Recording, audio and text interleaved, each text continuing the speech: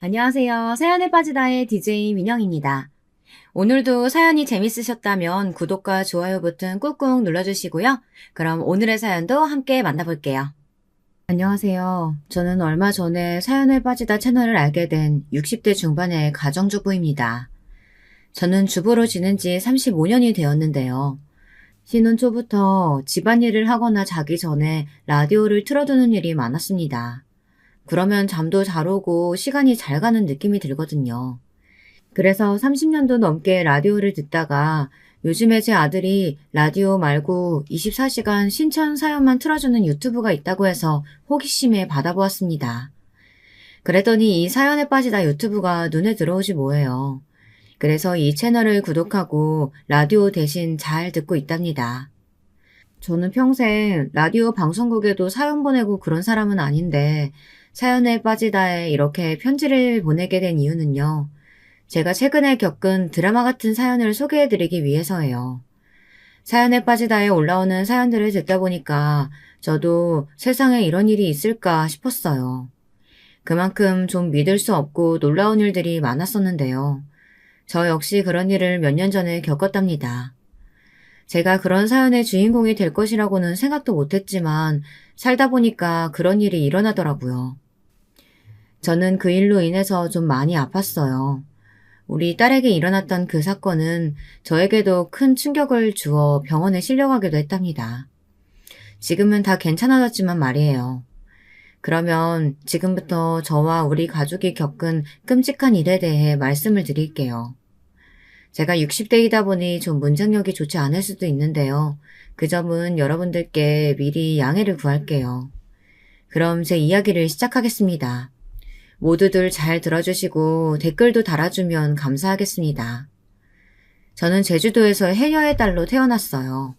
저희 어머니는 할머니도 해녀시고 어머니도 해녀시라 저도 해녀로 키우려고 하셨고요. 제가 커서 해녀가 될 거라고 믿어 의심치 않으셨다고 합니다. 하지만 저는 물질을 하고 싶지 않았습니다. 물질을 하다 보면 저희 할머니와 어머니처럼 잠수병에 걸릴 것이 두려워서였습니다. 제 할머니는 잠수병으로 고생하시다가 돌아가셨거든요. 해녀들에게는 흔하다면 흔한 병인데 귀울림, 관절통, 근육통으로 고생하시다가 결국 혈관 관련 질환으로 변하죠. 할머니는 그렇게 잠수병을 숨기신 채로 70 나이로 돌아가시기 전까지 억척스럽게 물질을 해 저희 엄마와 동생인 외삼촌을 키우셨다고 해요. 할머니는 제가 어렸을 적에 이런 이야기를 자주 하셨어요. 제주에서는 그저 해녀가 제일 좋은 거야. 내도 그렇게 너희 엄마랑 외삼촌 먹여 살렸으니까 니도 나중에 커서 해녀 돼야 한다. 할머니, 그렇게 해녀일하면서 행복했어? 나는 싫어. 늙어서 할머니처럼 아프고 싶지도 않고, 바닷속에 들어가는 건 더 싫어. 바다는 춥잖아. 춥고 맨날 숨 막혀가면서 돈 벌고 싶지 않다고. 애기, 바다는 우리 어머니여. 그렇게 말하면 신령님께 혼난다. 내가 이렇게 물질하다가 죽는 게 소원이었어. 그러니 할미는 행복하게 갈란다. 알았냐? 네 엄마도 해녀니까 너도 그렇게 돼야 여. 할머니는 눈을 감는 그날까지 저에게 해녀가 되어라. 그게 전통을 지키는 길이다 라고 하시면서 저에게 강요하시듯이 말씀하셨어요. 하지만 지금이야 다들 해녀를 하려고들 하나요. 지금 해녀로 계시는 어르신들이 돌아가신다면 누가 그 전통을 이을지 모르겠어요. 저도 지금은 제가 제주도 고향에서 해녀를 해야 했어야 하나 하고 조금 후회를 합니다. 하지만 저는 생리적으로도 바다가 맞질 않았으니 할 수가 없습니다. 저는 바다가 싫었으니 당연히 섬생활도 마음에 들지 않았습니다. 그래서 언제나 무트로 가서 돈을 벌거나 육지 사람에게 시집 가는 것이 소원이 되었습니다. 그래서 이른 나이에 남편과 결혼을 한 것인지도 모르겠어요. 남편은 그 당시에 대학을 다녔고 제주도로 혼자 여행을 온 여행객이었어요. 저희 어머니는 해녀로 일하시면서 제주 바닷가 근처에서 민박도 하셨는데요. 남편이 우리 민박집에 손님으로 왔던 것이었습니다. 그때 남편은 저를 알게 되었고 저에게 호감을 가졌는지 그 후로도 계속 편지를 보내왔습니다. 저는 그때 한창 어머니 말씀 안 듣고 천방지축 다니던 여고생이었죠. 제 남편은 대구가 고향이고 서울에서 의과대학을 다니고 있었습니다. 남편은 젊고 잘생긴 데다가 무엇보다 제가 존경하는 육지 사람이었습니다. 뭐 그런 이유로 저는 그 사람에게 금방 반해버렸습니다. 저와 남편은 펜팔을 여러 차례 하다가 사랑하는 사이로 발전해 나갔습니다. 저는 그 사람이 제 운명의 남자라고 믿고 무작정 결혼하겠다고 엄마한테 말했어요. 그랬더니 제 친정어머니는 펄쩍 뛰셨습니다. 뭐? 결혼? 왜 굳이 육지 나가서 결혼을 한다고 그래? 그 사람은 겨우 한 번 봤을 뿐이잖아. 그런데 뭘 믿고 그 사람을 좋아한다고 하는 거야? 안 돼. 얌전히 고등학교나 졸업하고 물질이나 배워. 엄마, 나 물에 들어가는 거 싫다고 했잖아요. 난 해녀일이 안 맞아. 왜 그런 나를 인정 못해요? 그리고 나 이 사람 사랑한다고요. 저는 제 친정엄마가 반대하는 것을 무릅쓰고 육지에 나가 남편을 만나 결혼을 하게 되었습니다. 22살 어린 신부였죠. 남편의 집안은 대구에서도 부유한 편에 속하는 집이었습니다. 그래서 전 시어머니의 거센 반대를 혼자서 받아내야만 했었어요. 남편이 죽은 지금에서야 말이지만 저는 남편이 없었다면 시댁에서 버티질 못했을 거예요. 지금은 남편이 암으로 죽고 없지만 한때는 저도 의사 사모님 소리를 들으면서 잘 살았습니다. 왜냐하면 저희 시댁이 좀 사는 집안이었거든요. 남편은 외아들이었고요. 제주도? 그것도 고졸 출신이라고? 겨우 22살 된 애가 어디 우리 아들 앞길을 막으려고 해? 우리 아들은 의대생이야. 의대생이 거저되는 건 줄 알아? 네가 뭐라고 우리 아들 앞길을 막아? 우리 아들은 부잣집 딸내미랑 결혼해서 의원 개업해야 되는데. 당신 그게 무슨 소리야. 우리 아들이 사랑한다고 하는 애잖아. 그러니까 좀 두고 봅시다. 왜 이렇게 흥분하고 그러나 점잖지 못하게 시리. 어머니 제발 그러지 마세요. 어머니가 계속 반대하시면 저 우리 순자 데리고 서울로 도망가서 살 거예요. 저는 어머니도 소중하고 우리 순자도 소중한데 어머니가 이렇게 계속 나오시면 전 순자를 택할 수밖에 없어요. 결국 시어머니는 남편에게 져서 저는 대구에서 신혼생활을 시작했습니다. 시댁에서 같이 사는 것은 저에겐 고난의 연속이었어요. 하지만 남편이 온전히 저의 편이었기에 저는 시어머니의 고된 시집살이조차 견딜 수 있었어요. 그런데 남편이 의대를 졸업하고 나서부터 시어머니는 저에게 더 이상 시집살이를 시키지 않으셨습니다. 그 이유는 제 친정에서 남편이 의대를 졸업했다고 하니 그 먼 제주도서 손수 서울로 올라오셨던 것입니다. 남편의 졸업식에 참석하신 후 친정 부모님들은 남편에게 이런 말씀을 하시며 저를 잘 부탁한다고 하셨습니다. 그래 이서방, 자네 한 사람 믿고 우리 순자 시집 보냈는데 이렇게 대학 졸업 잘하고 대학병원에서 의사생활 한다고 하니까 내 눈물 나게 고맙네. 자, 이거 별것 아니지만 나중에 우리 순자랑 독립할 때 사용했으면 하네. 친정아버지가 남편에게 내민 것은 제 앞으로 낸 5천만 원이 든 적금 통장이었어요. 제가 너무 어린 나이에 시집을 가게 되자 해준 것도 없이 그냥 시댁에 들여보낸 것 같아 아버지는 그게 참 마음에 걸리셨다고 합니다. 그래서 두 분의 생활비에서 아낀 돈을 다만 얼마라도 통장에 넣어 6년을 모아 오신 것이었죠. 남편은 펄쩍 뛰면서 이 통장은 받을 수 없다고 고사했지만 제 친정아버지는 억지로 그것을 제게 다시 쥐어주셨어요. 아니 장인어른, 저 이런 거 받을 수 없습니다. 저는 제가 벌어서 아들과 제 아내 데리고 제 본가에서 분가하려고 합니다. 그러니 이 통장은 장인 장모님 필요한 것에 사용하세요. 아니야, 자네가 몰라서 그렇지. 그동안 우리 순자가 나한테 울면서 전화를 많이 했어. 내가 조금이라도 그 애가 시집갈 때 혼수라도 잘할 걸 그랬지. 그랬으면 사부인께서 우리 애를 탐탁지 않게 생각하지 않았을 텐데 말이야. 남편은 우리 친정엄마의 말을 듣고 화가 나서 시어머니에게 단호하게 이야기했다고 하네요. 앞으로 저를 괴롭히거나 시집살이를 시킨다면 시댁과 연을 끊겠다고 말이에요. 제 시어머니는 아들이라면 아주 끔찍하게 생각하시는 분이었기 때문에 다음부터는 저에게 잔소리도 줄고 못된 막말도 하지 않으셨어요. 그리고 저는 아들을 낳은 후 아들이 3살이 되던 해 드디어 시댁살이를 그만두고 서울로 이사를 가서 남편과 함께 살 수 있게 되었습니다. 그동안은 시어머니께서 막으셔서 남편은 주말에만 본가에 오고 저는 애 데리고 대구의 시댁에서 살았거든요. 예, 넌 여기서 살아라. 네 남편 공부해야 되는데 방해하지 말고. 어차피 바빠서 그렇게 자주 보지도 못할 텐데 주말에만 오면 되잖니? 넌 그동안 이 시어머니하고 같이 살면서 살림이라도 좀 배워라. 아니면 내가 이 결혼 끝까지 반대할 거야? 제 시어머니는 저와 함께 있으면 남편의 공부를 방해한다는 생각으로 저와 남편을 생이별 시켜놓으셨어요. 그래서 저는 울며 겨자 먹기로 남편과 결혼을 하는 대신 시댁살이를 자처하게 되었던 것이었습니다. 신혼 시절을 3년이 되도록 남편과 주말 부부처럼 떨어져 살다 서울에 올라와 같이 사니 너무 행복하더군요. 그 당시 인터넷 월급이 너무 박봉이었기 때문에 저희는 시댁의 도움을 받아 집을 얻게 되었습니다. 그때 저의 부모님이 주신 5천만 원이 든 통장도 쓰여졌고요. 그래도 서울에 전세를 얻는데 저도 뭔가 보탬이 되었다는 것이 뿌듯하더라고요. 시어머니도 제 부모님이 5천만 원을 주셨다는 것을 알고 나자 더 이상 아무 말도 못하셨고요. 그저 너희들끼리 잘 살라며 저희에게서 손을 떼셨어요. 그래, 이제 난 모르겠다.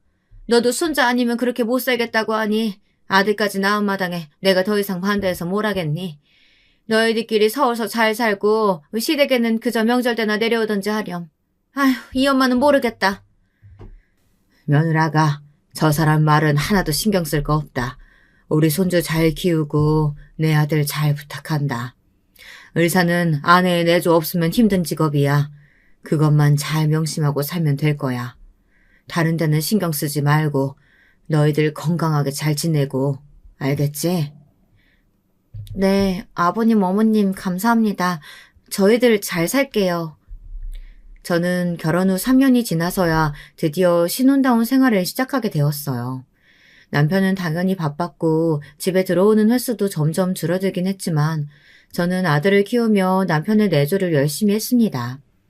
남편의 병원에 도시락을 싸서 가져가기도 하고 남편이 며칠씩 안 들어오면 속옷과 양말을 챙겨가지고 대학병원의 당직실을 드나들게 되었어요. 저는 남편의 동료 의사들의 부러움을 들으며 헌신적인 아내로 살았습니다. 남편의 지도 교수님까지 남편에게 농담으로 이런 말을 하셨으니 당시 제가 얼마나 남편의 병원에 자주 갔는지 알 정도였죠. 닥터이, 자네 와이프한테도 내가 출입증 하나 줘야겠어. 병원 사람들 다 알잖아. 아주 젊은 아내가 남편에게 헌신적이라고 말이야. 내 병원장님께 말씀드려서 자네 와이프 대기실 하나 만들어달라고 해야겠어. 이거 참 부끄럽습니다. 제 아내가 저를 너무 사랑하는 걸 어떡합니까? 교수님이 좀 이해해 주셨으면 해요. 이 사람 고지식하긴 농담도 함부로 못하겠네. 아무튼 이제 병원에 자네 아내랑 아들 얼굴 모르는 사람은 없는 걸로 봐도 되겠어. 경비 아저씨부터 화장실 청소하시는 아주머니들한테까지 다 저렇게 인사를 하고 다니니. 그만큼 대학병원에선 의료적인 솜씨 못지않게 인맥이나 파벌 같은 것들도 엄연히 존재하고 있었어요. 그들 사이에서 저는 제가 고졸이라는 소리를 듣지 않기 위해 엄청 노력하고 조심을 했습니다. 그도 그럴 것이 다른 의사 부인들은 다들 기본이 대학도 나왔고 명문대를 나온 사람들도 많았거든요. 저는 제 학력이 콤플렉스가 되리라고는 생각도 못했지만 결국 그들과 어울리려면 제가 고졸이란 사실을 숨겨야 했습니다. 그렇게 세월이 지나 아들이 6살이 되던 해 저는 딸을 낳았어요. 제 아들은 그동안 동생 낳아달라고 노래를 부르다시피 했기 때문에 딸이 태어나자마자 너무 좋아하면서 제 동생이라고 제가 키우겠다고 하더라고요. 그 덕에 저는 우리 아들을 말리느라 진땀을 뺐습니다. 글쎄 신생아인 애를 안겠다고 고집을 부리고 자기가 우유 먹이기, 기저귀 가기 같은 것들을 다 하겠다고 나서지 뭐해요. 수연아, 아기는 어른들이 안을 수 있는 거야. 너는 아직 갓난아기 안기는 어려. 우유는 먹여도 되는데 안고 없는 건 아직 안 돼. 싫어, 엄마. 우리 수진이 내가 키울 거야. 나 아기 잘 안을 수 있단 말이야. 나 힘도 세단 말이야. 엄마, 이것 좀 봐. 아들은 이렇게 말하며 그 조그만 고사리 손으로 낑낑대며 제 장난감 상자를 들어보였습니다. 그 모습을 본 저는 피식하고 웃음이 날 정도였어요. 그만큼 아들은 우리 딸을 금이야 오기야 소중한 동생으로 아끼고 귀여워해 주었습니다. 그건 지금도 마찬가지예요. 우리 딸은 우리 집에서 가장 소중한 보물이라고 아들과 남편의 핸드폰에 저장이 되어 있을 정도니까요. 남편도 6년만 아들만 키우다 딸을 낳자 그냥 딸바보가 되어버렸습니다. 그렇게 늦둥이로 태어난 딸은 우리 가족들의 보호와 관심을 받으면서 잘 자랐습니다. 남편과 아들은 우리 딸이 결혼을 하는 날만 상상해도 주먹이 쥐어진다며 딸에게 결혼하지 말고 오래오래 우리 가족과 함께 살자는 식으로 이야기를 했었어요. 아주 어렸을 때부터 말이죠. 너 남자들이 얼마나 무서운지 모르지? 남자 머릿속에는 야한 생각밖에 안 들어있어. 그러니까 학교 다니는 동안에는 절대 아무 남자도 만나지 마. 알았어? 오빠는 그게 무슨 말이야. 오빠는 남자 아니야? 그런 말이 어딨어. 나도 친구들처럼 미팅도 나가고 싶고 남자친구도 만들고 싶은데. 안 돼. 네 남자친구는 내가 봐줄 거야. 똑똑한 놈인지 인성 똑바로 박힌 놈인지. 내가 봐서 판단할 거니까 아무 놈이나 만나고 다니면 수진이 너 이 오빠한테 혼난다. 오빠는 독재자 같아. 나도 자유 대한민국에서 태어나서 연애의 자유 같은 건 있다고. 아닌 게 아니라 우리 딸은 대학에 들어가서까지 오빠와 아버지가 정한 통금 시간이 있었어요. 그것도 8시 저녁 먹기 전에 들어야 했습니다. 그만큼 남편과 우리 아들은 딸의 단속에 여념이 없었습니다. 남자들은 전부 늑대라고 말하면서요. 저는 딸이 나이를 먹어감에 따라 슬슬 딸이 걱정되기 시작했어요. 저 역시 남편만 보고 결혼했기 때문에 딸에게는 그래도 여러 선택의 기회가 있어야 되지 않나 하는 생각도 들었습니다. 저는 다행히 남편이 좋은 사람이라 결혼 생활이 비교적 순탄했지만 세상에 우리 남편처럼 좋은 남자들만 있는 건 아니잖아요. 그래서 제 입장에서는 남자를 보는 눈도 길러야 한다고 생각했거든요. 남자들과 연애도 해보고 이별도 해봐야 어떤 놈이 좋은 놈인지 나쁜 놈인지 아는 거 아니겠어요? 저는 이런 생각을 남편과 아들에게 여러 차례 이야기했지만 남편도 아들도 도무지 제 말은 들어주질 않았어요. 남자는 남자가 봐야 제대로 본다. 애초에 나쁜 벌레는 딸 곁에 얼씬도 하지 못하게 할 거라면서 말이죠. 저는 남편과 아들의 이런 완고한 면이 너무나 걱정되었지만 제가 어떻게 할 수 있는 건 없었습니다. 딸은 예중예고를 나와 음대에서 플루트를 전공했습니다. 남편도 아들도 딸이 연주가가 되길 바랬죠. 딸은 음대를 다니면서 오케스트라의 일원이 되었어요. 시험을 봐서 당당하게 합격을 한 거였습니다. 그때는 우리 가족 모두가 딸에게 축하를 아끼지 않았습니다. 하지만 딸은 그렇게 좋아했던 가족들에 비해 행복하게 보이지 않았어요.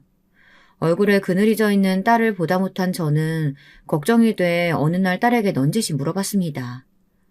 수진아, 너 무슨 일 있어? 네가 원하던 일하고 있는데 왜 그렇게 근심이 가득한 얼굴이야? 사실 저 엄마한테만 이야기하는 건데 사귀고 있는 사람이 있어요. 딸의 이야기를 듣고 보니 저는 괜히 걱정했다 싶은 생각이 들더라고요. 딸이 말하는 남자친구는 의대생이었고 제 아버지가 교수로 있는 대학에서 실습을 하고 있는 레지던트라고 하더라고요. 그러면 그렇죠. 우리 딸은 남자도 제대로 보고 있었던 것입니다. 저는 딸에게 걱정 말라고 말하면서 엄마가 오빠랑 아버지의 허락을 받아내겠다고 안심을 시켜주었어요. 내가 그 사람 먼저 만나보고 네 오빠랑 아버지 설득시킬게. 그럼 걱정 없지? 언제 한번 집으로 데려와. 아니면 호텔 커피숍에서 보든가 하자. 정말요? 엄마가 해결해 주실 줄 알았어요. 시원하다. 진작에 엄마한테 얘기할 걸 그랬어. 엄마, 너무 고마워요. 딸은 얼굴이 환해지면서 제 목을 안고 뽀뽀를 하는 거였습니다.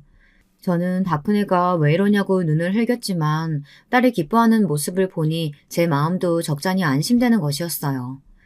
당분간 딸의 남자친구 이야기는 저와 딸 둘만의 비밀로 하기로 했죠. 그 다음 주에 딸은 저에게 살짝 귀띔을 해주더라고요. 남자친구를 강남의 호텔 커피숍에서 만나기로 했다고 말이에요. 저는 그때 딸을 따라 나서 그 예비 사위를 만났습니다. 처음 본 사위의 인상은 선하고 서글서글한 사람이었습니다. 보통 남자 레지던트라고 하면 경무에 시달리고 등이 구부정한 사람이 대다수였는데 그 애는 키도 크고 균형이 잡힌 몸을 하고 있었어요. 자잘한 근육들이 양복을 입고 있는 그의 몸을 더 돋보이게 해주더라고요. 왠지 의사라기보단 모델 같아 보였습니다. 제 딸은 남자친구 옆에서 제 눈치를 보며 안절부절 못하고 있었어요. 하지만 딸의 남자친구는 여유가 넘쳐 보였습니다.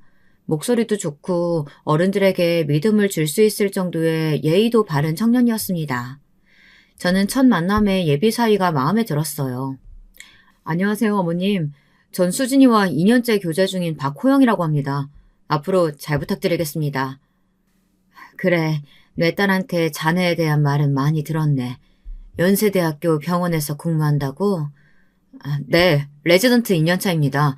수진이 아버님도 연대병원에서 교수로 계신다고 들었어요. 학교 다닐 때 한 번은 만나 뵈었었던 것 같은데 맞으시죠? 그래, 어쩌면 우리 남편도 자네 얼굴을 알지도 모르겠네. 아무튼 만나서 반갑네. 예비사위는 피부과가 전공이라고 했습니다. 저는 그것도 마음에 들었어요.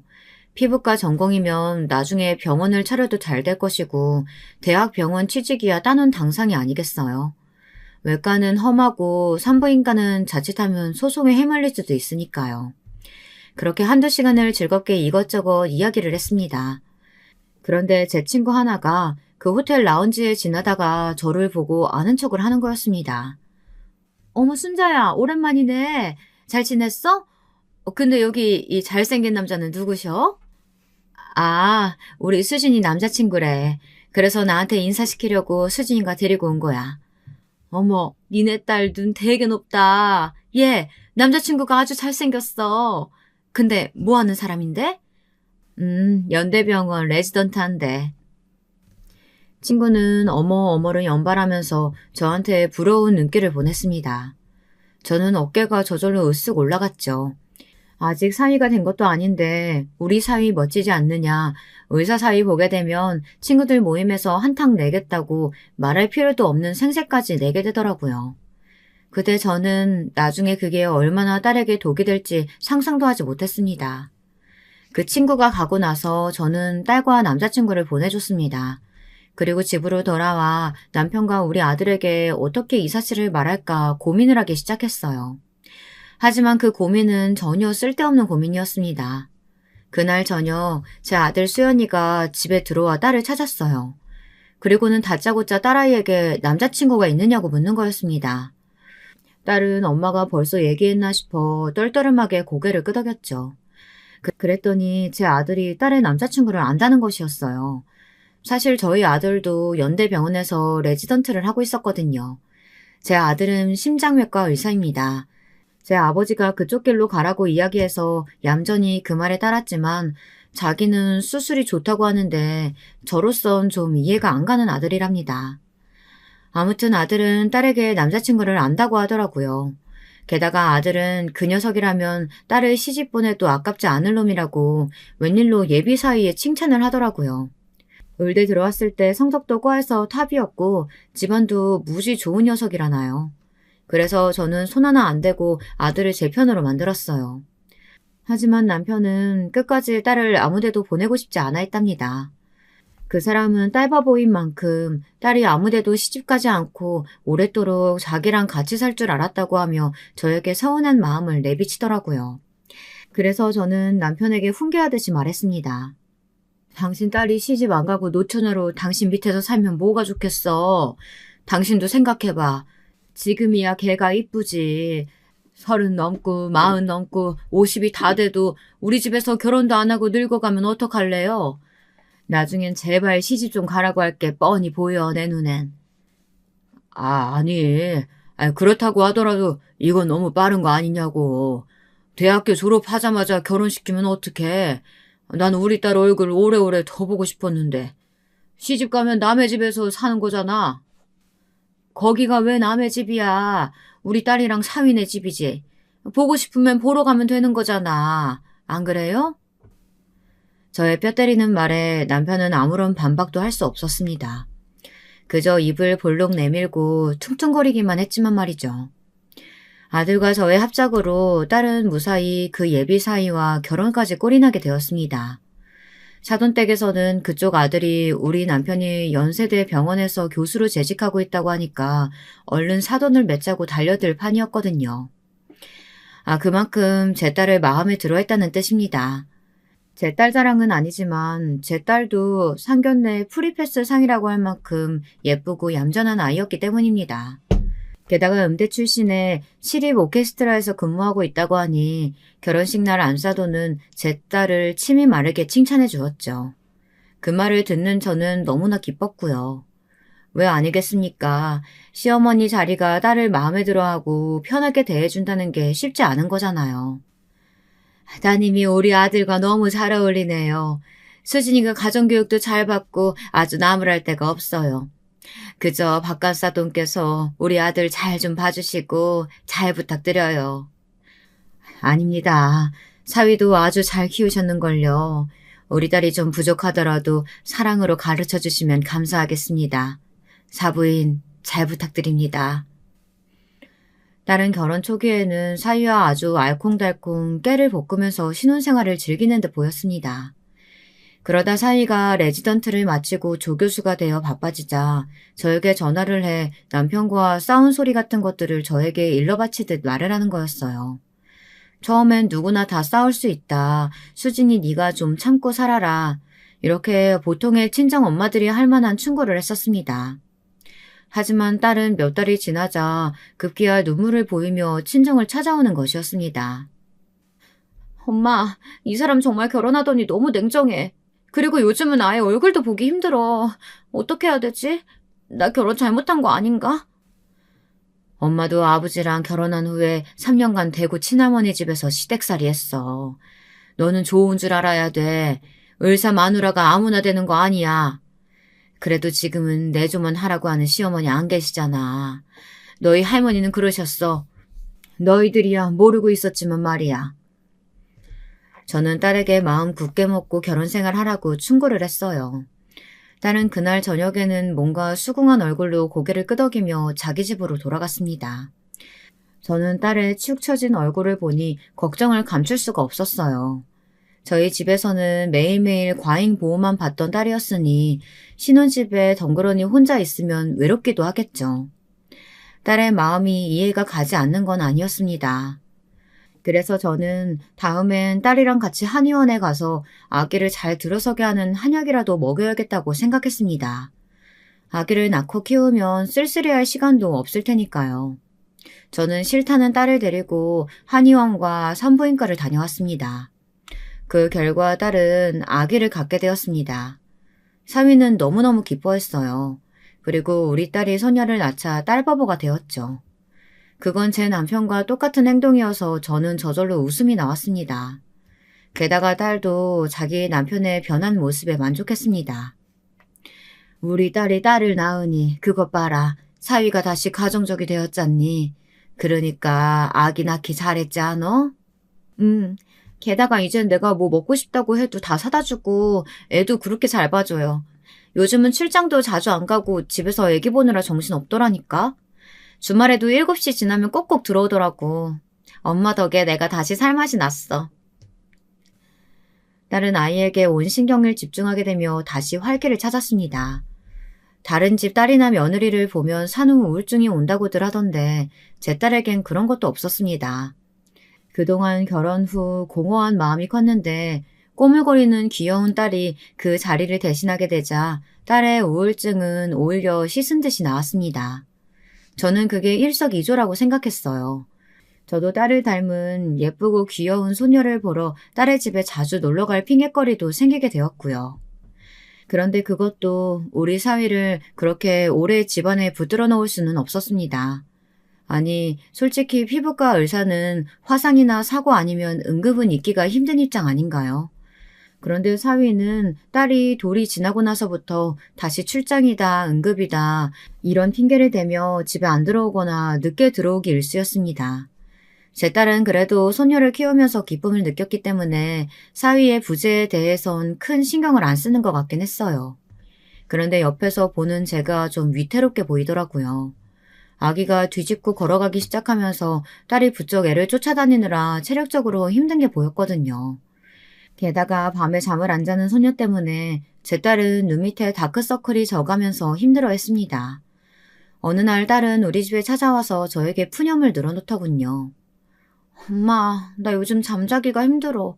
아기는 원래 그런 거야? 어릴 땐 잠만 잘 자더니만 밤낮이 바뀐 것 같아. 그래서 애 때문에 나도 너무 잠을 못 자. 아, 너무 힘들어. 저는 우리 딸이 걱정되기 시작했어요. 그래서 제가 대신 몇 시간이라도 아이를 봐줄 테니 친정에 와서는 좀 자고 가라고 말했습니다. 그랬더니 딸은 고마워하면서 제가 결혼 전에 쓰던 방에 들어가 마음 놓고 잠을 잤습니다. 그런데 아기가 귀여운 것과는 별개로 애 보는 건 어찌나 힘이 들던지 황혼 육아하다가 골병 든다는 말이 괜히 나온 것이 아니었어요. 걷기 시작한 손녀딸은 이리저리 비틀어대다 모서리 같은데 쿵쿵 부딪힐 것 같아 너무 위태로워 보이더라고요. 그래서 저는 그냥 애를 재울 생각으로 업었어요. 그랬더니 잠이 오는데도 업었다고 손녀딸이 소리를 빽 지르며 우는 것이었습니다. 그 기세에 놀라 딸이 잠을 깨서 밖으로 나왔습니다. 엄마, 왜 애를 업고 있어요? 그냥 놔둬요. 잠도 안 오는 것 같은 애 억지로 재우면 어떡해. 아니, 그게 애가 하도 정신없이 왔다 갔다 하길래 자라고 업었지. 그래, 우리 소녀 내려놓을 테니까 넌 다시 들어가서 자. 아니에요, 됐어요. 그냥 내가 우리 딸 보는 게 낫겠어. 아, 엄마한테 애 맡겨놓고 내가 어떻게 편하게 잠을 자겠어. 딸은 저에게 마음이 상했다면서 소녀를 데리고 자기 집으로 돌아가 버렸습니다. 애기 봐준 공은 없다는 옛말이 틀리지가 않더군요. 저는 그런 딸에게 서운하긴 했지만 딸아이도 나름대로 힘든 처지였으니 그 애한테 화를 낼 수도 없었어요. 그래서 저는 딸의 마음을 풀어달라고 사위에게 특별히 전화로 부탁할 생각에 사위에게 전화를 했습니다. 그랬더니 사위는 계속 받지 않다가 4-5번 연거푸하니 그때야 전화를 받더군요. 그런데 사위의 목소리에 떨떠름한 표정 같은 것이 느껴지는 것이었어요. 게다가 사위는 말을 심하게 더듬기도 했죠. 장모님, 무슨 일이세요? 제가 지금 좀 바빠서요. 다음에 전화하시면 안 될까요? 그래? 네, 잠깐이면 되는데. 다른 게 아니고 우리 딸한테 신경 좀 써달라고. 요즘 애가 너무 우울해서 말이야. 네, 제가 신경 쓸 테니 장모님, 일단 지금은 좀 나중에 전화드릴게요. 사위는 후다닥 전화를 끊어버렸어요. 그런데 사위가 통화 중에 멀리서 막 시끄러운 소리가 들렸습니다. 회식을 하고 있는 건가 싶을 정도로 쿵쿵대는 음악 소리며 왁자지껄 사람들의 고함 소리도 들렸거든요. 저는 사위가 좀 이상하다는 생각이 들었어요. 아니, 저녁 늦게 회식을 할 수도 있는데 그렇다면 회식 자리에서 나와서 제 전화를 받을 수도 있잖아요. 수술이나 진료를 보는 것도 아닌데 왜 그렇게 급하게 끊었는지 좀 의아한 생각이 들었습니다. 그러나 그 자리에서 사위를 무턱대고 의심할 수도 없어 애써 제 마음을 추스렸어요. 무슨 일이 있었겠지. 내가 모르는 게 나을 것도 있다고 말이에요. 그런데 사위의 기이한 행동은 그게 끝이 아니었습니다. 어느 날 저는 예전 상견례 때 호텔에서 만났던 친구를 다시 만나게 되었는데요. 그 친구가 제 사위가 요즘 좀 이상하다고 뒤를 캐보라고 하더라고요. 사실 그 친구는 제 사위의 환자였어요. 피부가 거칠거칠해서 자주 시술을 하러 사위가 근무하는 병원을 찾아왔거든요. 그런데 사위가 생각보다 일찍 진료를 끝내더라는 겁니다. 보통 5, 6시까지 하는 의사들이 많은데 제 사위는 따로 어딘가 출강을 나가지도 않는 사람이 화, 목요일에는 3시에 진료를 끝낸다고 하더라고요. 그 친구는 사위가 혹시 바람이 난 게 아닌지 제게 몰래 알아보라고 말을 하더라고요. 저는 뒤에서 뭘 캐고 그런 성격이 아니어서 그냥 바로 사위에게 자초지정을 물어봤습니다. 그랬더니 사위는 개인적으로 혼자 사시는 할머니, 할아버지들을 무료 봉사 차원에서 방문 진료를 한다고 깜찍하게 절 속이려고 얼버무렸더군요. 순진하게 저는 그 말을 믿고 있었습니다. 그러면서 사위는 역시 마음씨도 좋다고 그 친구에게 전화를 걸어 오해를 한 거라고 말했습니다. 예, 네가 잘못 알고 있어. 우리 사위한테 물어봤는데 화요일, 목요일엔 독거노인들 무료 진료한다고 방문 진료하러 다닌대. 우리 사위 정말 착한 사람 아니니? 그래? 네 사위가 그렇게 말해? 근데 내가 본 건 젊은 여자였는데. 이상하다. 얘, 아무튼 조심해. 요즘엔 을사랑 바람나는 젊은 아가씨들 많다고 뉴스에도 나오더라. 그 친구는 참 아무렇지도 않게 저런 재수없는 소리를 하는 것이었어요. 저는 기분이 상해서 친구에게 그런 말을 하려거든 다시는 전화도 하지 말라고 화를 내며 말했습니다. 친구는 자기도 좋은 뜻으로 전해준 말인데 제가 믿지 않자 기가 막힌다고 오히려 화를 내는 거였습니다. 예, 나는 너 생각해서 충고하는 건데 그 말 안 믿으니 어쩔 수 없지만 정말 조심해. 네 사위 아무래도 진짜 수상한 데가 있기는 해. 내 말 명심해라. 아니면 후회하게 될 거야.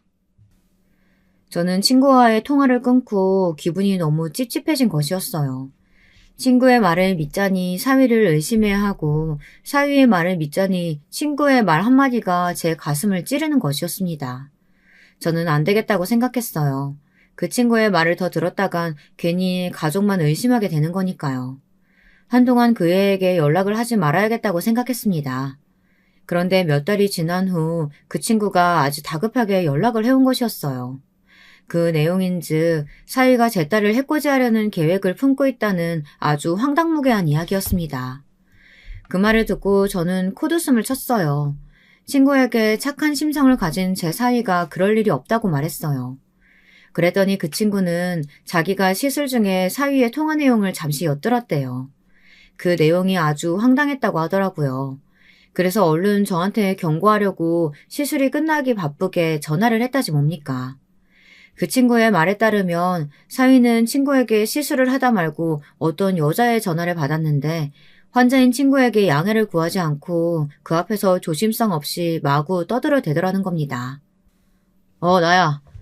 우리 자기밖에 없지. 응. 와이프? 내가 조만간 어떻게든 처리해 보려고 하니까 우리 자기는 그냥 마음 푹 놓고 기다리고 있어. 방법? 그거야 내가 다 알아본 게 있어. 그러니까 자기는 나랑 저기 해외여행이나 가게 짐이나 싸놔. 알았지? 그 친구의 말을 들으면서 저는 머릿속이 얼어붙는 듯한 느낌이 들었습니다. 친구의 말이 사실이라면 제 딸이 혹시나 사위에게 죽음을 당하기라도 한다는 뜻이지 않겠습니까? 사위가 말한 그 철이라는 단어의 뜻이 저에게는 그런 의미로 다가왔습니다. 저는 당장 딸에게 전화를 걸어 아기를 데리고 친정으로 건너오라고 말했어요. 딸은 아무 영문도 모르고 제 말대로 아기를 데리고 우리 집으로 건너왔습니다. 그리고 오자마자 저에게 물어봤어요. 엄마, 무슨 일이길래 이렇게 허겁지겁 저한테 오라고 하신 거예요? 이거 마치 도망 나오라는 것 같잖아요. 그러니까 넌 아무 말 말고 엄마가 시키는 대로 해. 네 남편이 좀 수상한 행동 같은 거 안 했어? 혹시 너 몰래 누구 만나고 있다든가 그런 거 말이야. 왜 그래요, 엄마? 그 친구분이 뭐라고 했는진 모르겠지만 우리 그이 그런 사람 아니에요. 친구분이 뭔가 잘못하신 걸 거예요.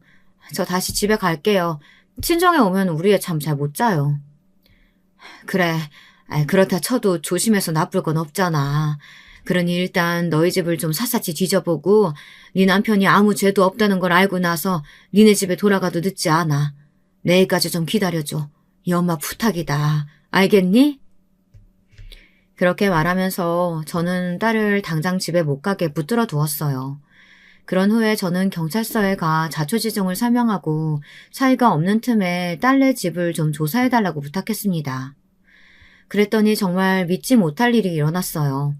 글쎄 사위의 서재에 있는 비밀 금고에서 글쎄 약물이 든 주사기가 나왔다는 것입니다.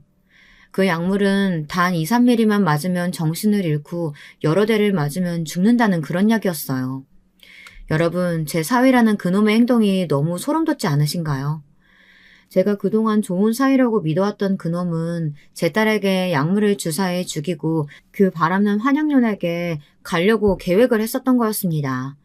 사위는 그때 대학병원에서 진료 중이었는데 경찰들이 그놈을 잡으러 오자 처음에는 큰 소리를 땅땅 쳤다고 합니다. 적반하장도 유분수죠. 어떻게 사위란 놈의 민낯을 까발리게 되었는지 여러분 궁금하지 않으신가요? 이거 왜 이러시는 겁니까? 내가 뭘 했다고 나를 끌고 가냐고요. 당신들 싹 다 명예훼손으로 고소할 거야? 내가 누군지 알고 여기서 날 끌고 가겠다는 거야. 이거 나 얼른 놓지 못해? 박호영 씨, 당신 집에서 독극물 주사기가 든 상자가 나왔어. 설마 그것도 모른다고 말하지는 않겠지? 당신을 이수진 씨 살인 미수로 체포합니다. 당신은 변호사를 선임할 권리가 있고 불리한 진술은 하지 않을 권리가 있습니다. 사위는 혼자만 알고 있다고 믿었던 그 추재판 계획이 들통나자 벌벌 떨며 그 자리에서 무릎을 꿇었습니다. 그리고 힘없이 경찰들에게 팔을 잡혀 연행되어 나갔습니다. 그 모습은 제 남편이 근무하던 병원에 다 소문이 나버리고 말았어요. 사위는 그 병원의 피부과 조교수였던 것이었습니다. 병원 안이 한동안 시끌시끌했어요. 나중에 저는 경찰서에서 사위를 조사했던 경찰관에게 그 말을 듣고 정신이 나가는 줄 알았습니다. 친구의 말이 맞았던 거잖아요. 갑자기 머리가 핑 돌면서 잠시 기절까지 했을 정도였으니까요. 저는 경찰서 바닥에 쓰러져서 한동안 일어나지 못했습니다. 급히 구급차로 옮겨졌고 응급실 신세를 져야만 했습니다. 물론 제 남편과 아들도 그 말을 듣고 어이가 없어 온몸을 부들부들 떨었고요. 그리고 사위의 욕을 하며 둘이 함께 분노했습니다. 뭐라고? 그놈이 감히 우리 딸을 어떻게 하려고 했다고? 게다가 그 미친놈이 바람까지 피웠다고? 내 이놈의 새끼를 그냥... 아버지는 가만 가세요. 내가 그놈의 새끼 죽이고 깜빵 갈라니까. 어디 우리 수진이 눈에 눈물 나게 하는 걸로 모자라서 죽이려고 모의까지 했다니. 사람 겉모습만 보고는 모른다더니 딱 그 상황이네. 어이가 없어서. 당연히 그 사위놈은 집안에서 빼도 박도 못하는 물증이 나왔으니 구속수사를 하게 되었습니다. 사돈의 집안에선 아들이 바람을 피우고 있는 것도 몰랐고 제 딸을 해치려고 병원에서 약물을 훔쳐낸 것도 전혀 모르고 있었더군요. 놀라서 경찰서로 달려온 사돈들은 아들을 어떻게든 감옥에서 빼내기 위해 제 가족들과 합의를 하려고 했습니다. 저희 집에 수시로 찾아와 저에게 제발 합의를 해달라고 읍소를 하더군요. 하지만 당연히 저는 그 모든 조건들을 거절했습니다. 사위가 저지른 건 중대한 범죄이고 바람이 난 아들을 합의로 꺼내달라고 하는 것 자체가 말이 안 되는 것 아니겠습니까? 살인 미수도 문제지만 더 확실한 것은 그놈이 바람을 피웠다는 것이니까요. 결과적으로 그놈은 실형을 살게 되었습니다. 그리고 대학병원에서 약물을 훔쳐낸 혐의가 인정되어 의사 자격도 박탈되었습니다. 당연하게도 제 딸 역시 그놈과 깨끗하게 이혼하기로 했고요.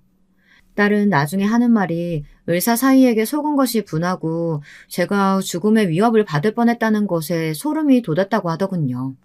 딸은 그놈이 바람을 피운다는 사실조차 전혀 모르고 있었다고 하니까요. 그러니 그놈이 얼마나 기가 막히게 숨겼는지 알 것 같더라고요. 저는 그 친구 덕에 사위의 두 얼굴을 알아볼 수 있었고 제 딸의 목숨을 구해줄 수 있었습니다. 저는 이 일이 마무리된 후 친구를 만나 마음속에서 우러나온 감사의 말을 전했습니다. 그리고 감사의 말로만 그치지 않고 돈을 1억 마련해서 친구에게 감사 표시를 주었어요. 제 친구 덕분에 제 딸이 목숨을 건지고 그 못돼 처먹은 범죄자 새끼를 피할 수 있었으니 얼마나 고맙겠습니까. 순자야, 내가 도움이 되었다니 정말 기쁘다. 그런데 이 돈은 받을 수가 없어. 난 당연히 너한테 도움이 되었어야 했고 네가 아니었더라도 그런 일 알게 되었으면 당연히 경찰에 신고했을 거야. 그러니까 이 돈은 넣어도. 아니야. 네 말이 아니었으면 내 딸이 어떻게 되었을지 생각만 해도 끔찍하다 얘. 진수가 내가 너무 고마워서 주는 것이니까 제발 거절하지 말고 받아줘. 너무 고마워. 정말이야. 저는 친구에게 고마움의 표시로 수표가 든 봉투를 억지로 친구 손에 쥐어주었습니다. 그리고 달아나듯 카페를 나왔어요. 그리고 나니 정말 마음이 홀가분하더라고요. 친구에게 큰 은혜를 입었는데 그걸 돈으로라도 갚을 수 있어서 다행이다 이렇게 생각했어요. 그런데 그 친구는 정말 참된 우정을 가진 마음씨 고운 친구인 것이 또 한 번 증명이 되었습니다. 친구는 그 1억을 받을 수 없다며 도로 제 계좌로 보내준 것이었어요. 저는 펄쩍 뛰면서 친구에게 전화해 그 돈은 너를 준 것이니 도로 가져가라고 화를 내었습니다. 그랬더니 그 친구는 이렇게 말하는 것이었어요. 예, 순자야. 난 널 진정한 친구라고 생각했는데 너한테 이 돈 받고 나서 난 마음이 너무 불편했어. 친구 사이에 당연히 그런 말은 해줘야 되는 거고 난 네가 아닌 다른 어떤 친구였어도 그렇게 했을 거라니까. 그러니까 난 너한테 돈 받을 수 없어. 네가 정 나한테 은혜라고 생각된다면 다음에 맛있는 곳에서 밥이나 한번 싸. 난 그걸로 충분하니까. 그리고 네 딸한테 심심한 위로를 전한다. 다음엔 정말 마음씨 고운 남자 만나길 바랄게. 너무 고마워, 진수가. 정말 너는 진정한 친구야. 고맙다. 내가 맛있는 밥 꼭 살게. 여러분, 저는 정말 친구 하나는 잘 둔 것 같습니다. 여러분들도 그렇게 생각하시지 않나요? 이것이 제가 60평생 겪은 가장 소름 돋고 무서운 사건이었네요. 세상 살면서 이런 일을 누가 겪을 생각이나 했었겠어요. 저희 딸은 저희 집으로 다시 돌아와 저와 함께 손녀아이를 키우며 살고 있습니다. 딸도 처음에는 불면증에 트라우마도 생기고 남자들에게 불신감이 많이 든다고 했었는데 이제는 그런 증상들도 사라지고 조금 평온해졌습니다. 3년이란 시간이 흐르니 그 애도 저도 충격에서 조금은 벗어났거든요. 하지만 지금도 주사는 맞지를 못한다네요. 손녀 아이를 데리고 예방접종을 갈 때도 제가 아기를 안고 대신 맞춰줍니다. 딸은 주사기 자체를 보지 못하는 그런 공포증에 걸렸습니다. 약을 먹을 정도는 아니지만 앞으로 얼마나 더 갈지. 딸은 그 일로 정신과에서 상담을 받고 있어요. 딸이 그 끔찍한 사위네 집안과 연을 끊고 구사일생으로 살아난 값이라고 생각하기로 했지만 아직도 그 값은 제게 너무 크고 비싼 것처럼 느껴지네요. 저의 이야기는 여기서 마쳐야겠네요. 손녀가 잠에서 깼는지 울면서 저에게 다가왔어요. 이제 저녁밥해서 딸과 손녀와 함께 먹어야겠어요. 여러분, 가족이라고 너무 믿다 믿는 도끼에 발등 찍히지 마시고 저처럼 친구 하는 말에도 귀를 기울일 줄 아는 사람이 되기를 바랍니다. 만약 제가 친구를 끝까지 안 믿고 사위 편만 들었다고 한다면 저는 지금 누리는 딸과 손녀와의 소중한 한때를 절대 누릴 수 없었을지도 모르니까요. 여러분들께 제 글을 읽어주셔서 감사하다는 말씀을 드리고 싶습니다. 여러분의 가정에 따뜻한 행복이 가득하시길 바랍니다. 그럼 이만 줄이겠습니다. 안녕히 계세요. 여러분, 두 번째 사연 시작하기 전에 좋아요, 구독 꼭 눌러주실 거죠? 그럼 두 번째 사연 바로 시작합니다. 안녕하세요. 저는 올해로 40이 되는 새댁이라고 하기엔 조금 연식이 된 대한민국의 여성입니다. 우연히 유튜브로 사연 채널을 접해 다양한 사연을 듣다 보니 공감되는 부분도 있고 해서 저도 제 인생에서 가장 통쾌했던 에피소드를 오늘 말씀드려보려고 해요. 제가 재미있게 들었던 것처럼 부디 재미있게 들어주시길 바랍니다. 그럼 이야기 시작하겠습니다. 저는 서울은 아니지만 우리나라에서 손꼽히는 대도시에서 태어났습니다. 1980년대생인 저희 세대는 부모님들이 지독한 가난을 겪은 것과는 달리 많은 것을 누리고 살았죠. 저희 집은 아버지는 금융 쪽 회사를 다니셨고 어머니는 가정주부셨어요. 저는 3남매 중 장녀이고요. 아이가 셋이라 형편은 빠듯했어도 부모님은 자식 교육에는 열성이셔서 학교에서 받아쓰기를 틀려오면 종아리를 맞으며 혼나기도 하고 주판학원을 다니고 피아노도 배우며 즐겁게 자랐던 기억이 납니다. 아무래도 저까지 자식이 셋이라 형편이 빠듯했기에 20살이 되어 막 사회에 발을 내딛던 그 순간부터 저는 결혼 자금을 부모님께 손 벌리지 말고 내가 모아야겠다는 다짐을 하고 아르바이트를 시작했습니다. 제일 처음 시작했던 아르바이트는 편의점이었어요. 2달 일하고 나니 점장이 자신의 조카가 일해야 한다면서 저를 쫓아내더군요. 억울했지만 이것도 사회생활이려니 하고 다시 프랜차이즈 빵집 아르바이트를 구했습니다. 빵의 이름을 외우고 하루 종일 서 있고 화장실도 눈치 보며 다녀와야 하는 일이 힘들었지만 열심히 일해서 번 돈 50만 원이 처음 통장에 들어온 것을 본 순간 너무 기뻤습니다. 그렇게 저는 대학 다니랴 아르바이트 하랴 바쁜 20대를 보냈어요. 그리고 27살이 되던 해 전공을 살려서 제약회사에 취직을 했습니다. 복지나 처우가 좋은 외국계 제약회사였어요. 유명한 약이 많았기 때문에 한국 제약회사처럼 접대를 하거나 할 필요도 없었고, 그저 병원을 한 번씩 방문해서 의사 선생님들께 약을 드리고 또 바뀐 사항들을 전달하면 되는 일이었습니다. 그 외에 다른 마케팅 역시 제 적성에 맞아서 저는 아주 바쁜 20대 후반에서 30대를 맡고 있었습니다. 요즘 제 나이대 사람들 중에 결혼을 안 하는 사람들이 아주 많은 거 아시나요? 저는 제 친구들 중에 아직 결혼을 하지 않은 친구가 10명도 더 되는데 집값도 높고 살기가 워낙 팍팍하다 보니 그냥 내가 벌 수 있는 한정된 돈을 나 자신에게만 쓰고 편하게 살겠다는 입장이 이해가 되기도 하더라고요. 물론 저는 꼭 나이가 너무 많아지기 전에 결혼을 하겠다는 입장이었지만요. 대학 다닐 때 남자친구를 한두 번 사귀기도 했고 소개팅도 했었는데 결혼할 사람을 찾다 보니 경제력이며 뭐며 여러 가지를 고려해야 하더군요.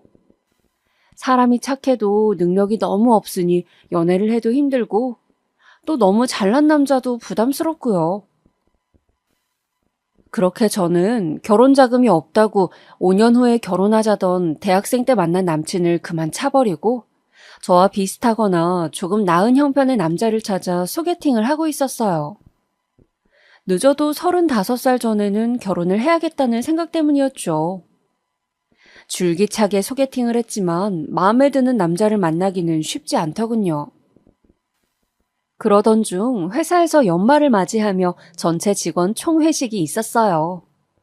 저는 입사 후 총회식은 처음이었고 항상 보던 마케팅 부서 사람들만 보다가 새로운 사람들을 많이 볼 수 있게 되어 좋았어요. 자리도 서로 교류하자는 의미에서 번호를 뽑아서 랜덤으로 앉았어요. 제 옆에서 키가 훤칠한 한 젊은 남자분이 앉더군요. 그분과 저는 아예 초면이었어요. 저는 술자리이고 회식인데 어색하게 아무 말도 안 하기도 그래서 먼저 인사를 했습니다. 안녕하세요. 아, 네, 안녕하세요. 마케팅 쪽에서 일하세요? 네, 그렇습니다. 이야기를 나눠보니 그 사람은 저와 같은 대학을 나온 대학 선배였습니다. 저보다 학번이 2개나 높았죠. 저는 회사 이야기로 할 말이 없는데 잘 되었다 싶어 대학 이야기를 했어요. 학교 앞에 맛집 이야기나 학교에 있었던 조각상 이야기 등을 하면서 즐겁게 대화를 나누었죠. 그렇게 말을 나누다 보니 저는 그 사람에게 호감이 생겼습니다. 그 사람 역시 제가 싫지 않은 것 같았어요. 그렇게 저는 그 사람과 연애를 시작하게 되었습니다. 사내 커플이 된 것이죠. 커플이 되고 나서 친구들과 술자리도 하고 소개하는 시간도 가졌었는데 제 친구들이 웃으며 저희에게 비주얼 커플이라고 하는 것이었어요.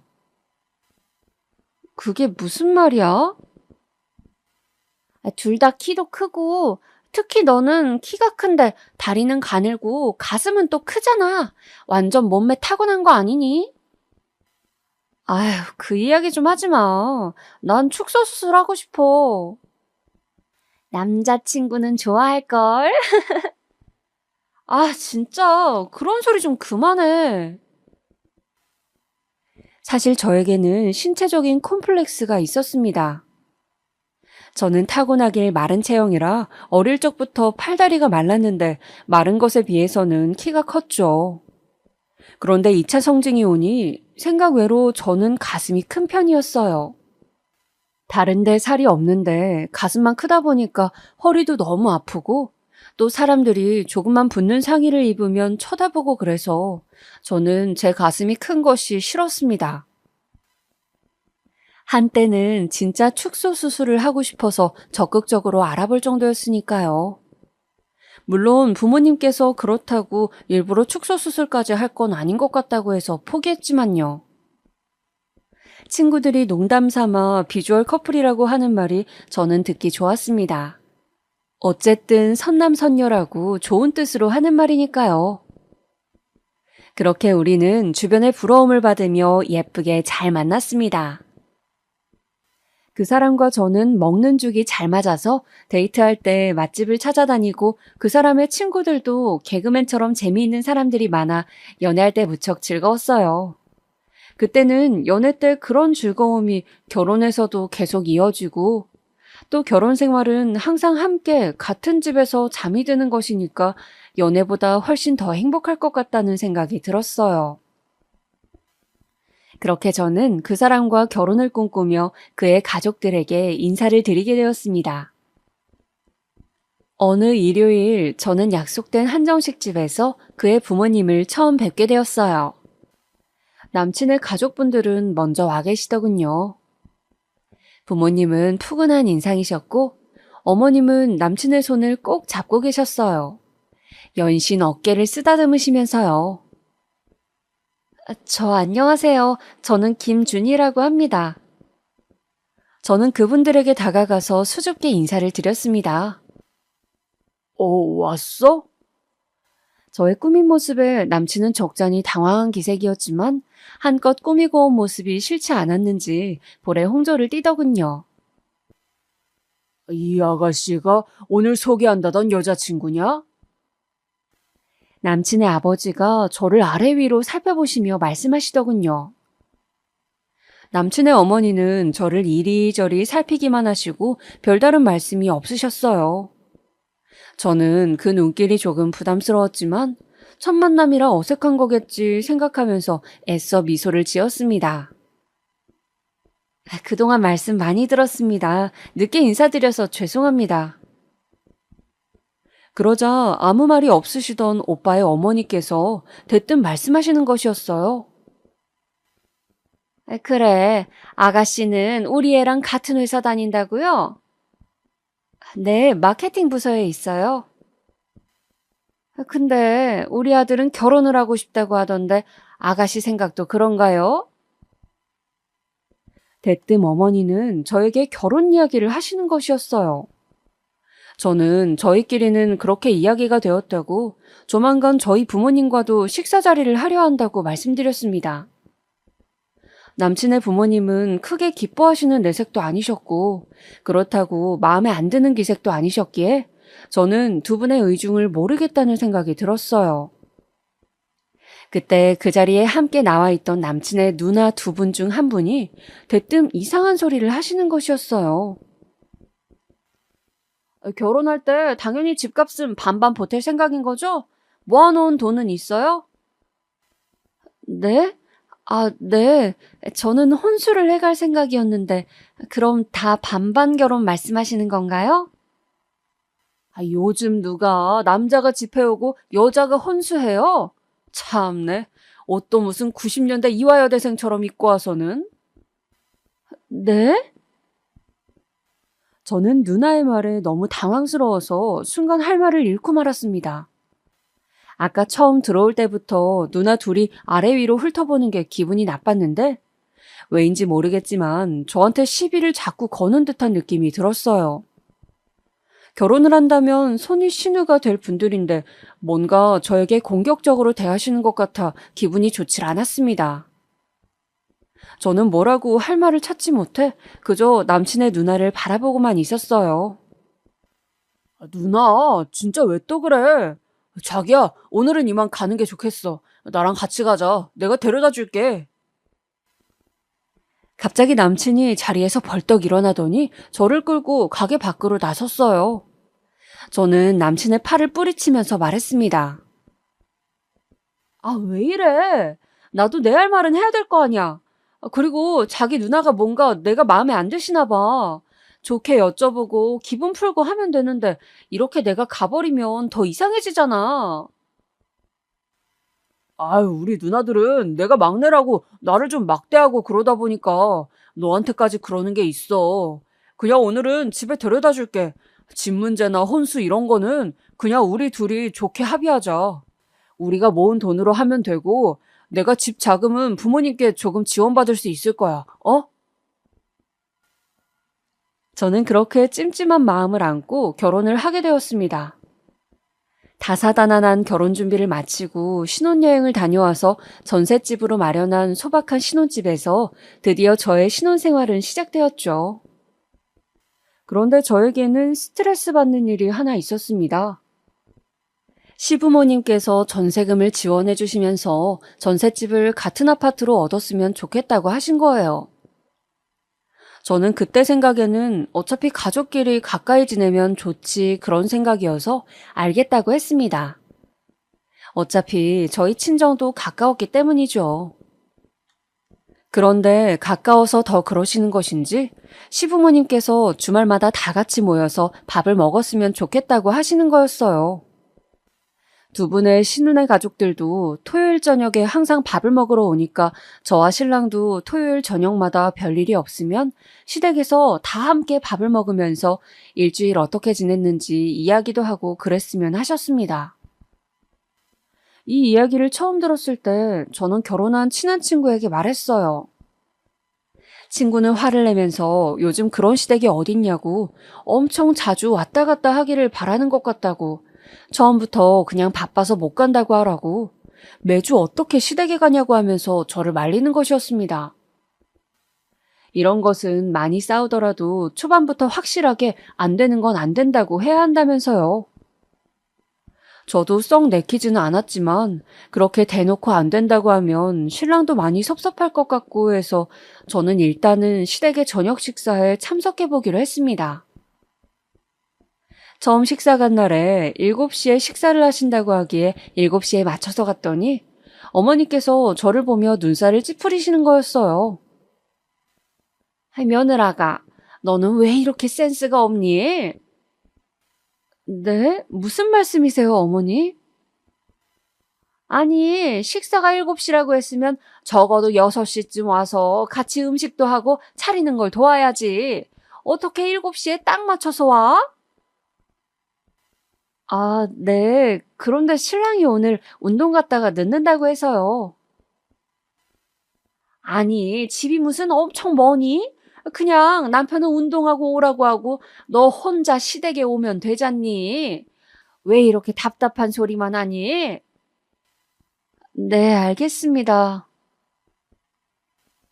저는 사실 결혼을 하고 저 혼자 시댁에 오고 싶지는 않았거든요. 멀쩡하기도 하고 할 말도 없고 뭐 그렇게 되게 친하게 지내고 싶다는 생각도 없었습니다. 그냥 서로 기분 상하지 않는 선에서 잘 지내면 된다고 생각했는데 어머니께서 준비까지 함께 해야 한다고 하실 줄이야. 그것도 저 혼자 와서 말이죠.